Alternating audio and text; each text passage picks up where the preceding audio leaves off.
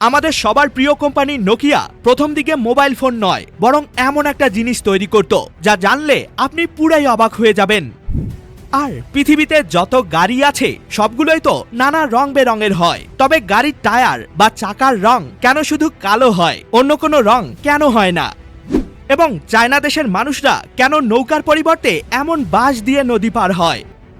আর সমুদ্রের পানির মধ্যে এমন সবুজ আলো কেনই বা দেখা যায়? এমনটা হওয়ার কারণটা আসলে কি? হ্যাঁ বন্ধুরা, এমনই কিছু রোমাঞ্চকর তথ্য নিয়ে আমাদের আজকের এই ব্র্যান্ড নিউ ভিডিও। তো শুরু করার আগে প্লিজ ভিডিওটিতে একটি লাইক অবশ্যই করে দিবেন। কি করেছেন? তো চলুন তাহলে শুরু করি।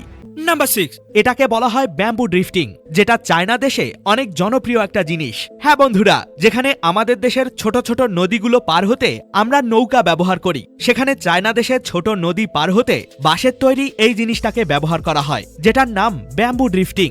এই জিনিসটা 150 কেজি ওজনের মানুষকে অনায়াসেই পানির উপরে ভাসিয়ে রাখতে পারে। তবে মজার ব্যাপার হলো এটাকে সবাই চালাতে পারে না। এটা চালানো শিখতে হলে বছরের পর বছর প্রশিক্ষণ নিতে হয়। আর এটা একবার শিখে গেলে নদী দিয়ে কয়েক ঘন্টার পথ মাত্র কয়েক মিনিটেই পার হওয়া যায়। নাম্বার 5, আপনি কি কখনো সমুদ্রের তীরে পানির মধ্যে এরকম ব্লু লাইট জ্বলতে দেখেছেন? মনে তো হয় না। এখন তাহলে সমুদ্রের পানিতে এরকম চকচক করে জ্বলতে থাকা ব্লু লাইটগুলো আসলে কি জিনিস? চলুন জেনে নেওয়া যাক। আসলে এই জিনিসটাকে বলা হয় বায়োলুমিনেসেন্স, যেটা খুবই বিরল একটা জিনিস। মূলত পানিতে থাকা বায়োলুমিনেসেন্স নামক এক ধরনের ক্ষুদ্র জীবের কারণে এমনটা হয়ে থাকে।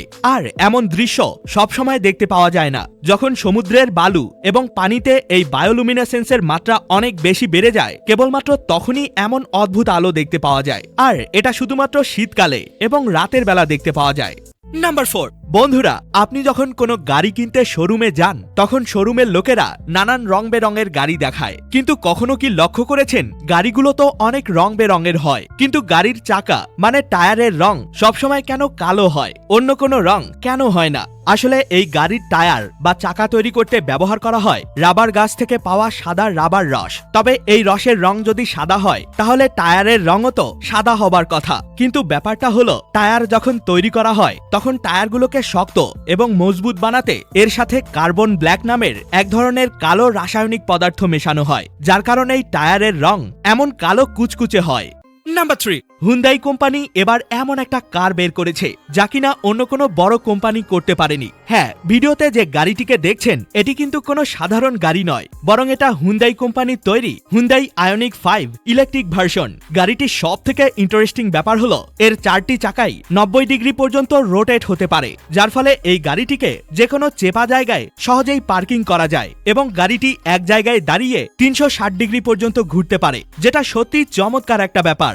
নাম্বার 2, সমুদ্রের ভয়ঙ্কর প্রাণী বলতে আমরা হাঙ্গর এবং তিমি মাছকে বুঝে থাকি। তবে সমুদ্রের নিচে বসবাস করা এটা এমন একটা ভয়ঙ্কর মাছ, যেটা হাঙ্গর কিংবা তিমির থেকেও অনেক মারাত্মক। হ্যাঁ, ভয়ঙ্কর এই মাছটির নাম লায়ন ফিশ। এটা দেখতে যতটা না সুন্দর, তার থেকেও অনেক বেশি বিষাক্ত, কারণ মাছটির পাখনাগুলোর মধ্যে অনেক বিষাক্ত কাঁটা লাগানো থাকে। যেই বিষাক্ত কাঁটা মানুষের গায়ে লাগলে শরীরে প্রচন্ড ব্যথা এবং শ্বাসকষ্ট হয়ে সেই মানুষের মৃত্যু ঘটতে পারে। তবে এই মাছটি নিজে থেকে কাউকে আক্রমণ করে না, কিন্তু যখনই কেউ ভুল করে এটাকে টাচ করে তখনই ঘটে মারাত্মক দুর্ঘটনা। নাম্বার 1, জানেন কি একটা সময়ে সব থেকে জনপ্রিয় মোবাইল কোম্পানি নোকিয়া কিন্তু প্রথম দিকে মোবাইল ফোন বানায়নি, বরং নোকিয়া কোম্পানি প্রথম দিকে পেপার মানে কাগজ তৈরি করত। হ্যাঁ, নোকিয়া কোম্পানির প্রথম প্রোডাক্ট ছিল কাগজ। এমনকি তারা টয়লেট পেপারও তৈরি করত। এরপর তারা গাড়ির টায়ার, জুতা এবং ইলেকট্রিক তার বা কেবলের ব্যবসাও করত। তারপর সবশেষ 1987 সালে তারা প্রথমবারের মতো মোবাইল ফোন বানানো শুরু করে। আর আমাদের সবার পরিচিত টুথপেস্ট কোম্পানি কোলগেটও কিন্তু একটা সময় পেস্টের পাশাপাশি খাদ্যপণ্য তৈরি করত। হ্যাঁ, কোলগেট কোম্পানি লঞ্চ করেছিল বিফ লাসাঙ্গা নামের এই খাবারটিকে। তবে এটা মার্কেটে পুরাই ফ্লপ হয়ে যায় এবং কোলগেট এটাকে ব্যান করে দেয়। তো যাই হোক, আজ এ পর্যন্ত। ভিডিওটি কেমন লাগলো তা কিন্তু কমেন্টে জানাতে ভুলবেন না। ধন্যবাদ।